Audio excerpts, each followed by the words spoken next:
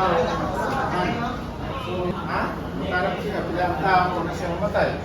Sa panahon ni Adan ni Eva, ang edad ni Adan, una siya namatay, 930 years. So, taas kaya yung edad.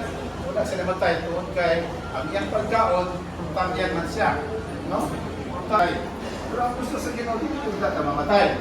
Tungod sa atong sala sa atong unang bilikanan, so ano na wala may pagkaon, wala may gulay, bunga sa kahoy, tungod kay sa lunok, wala mga matay man sila.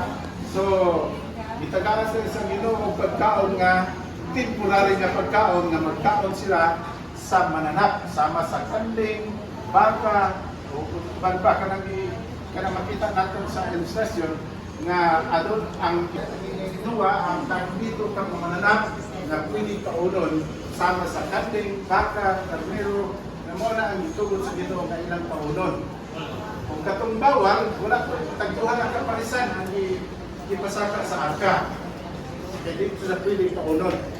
So, kung kayo nagkaroon sa karne, sa itabo, ang ilang edad, naabot na ako 120 years. So,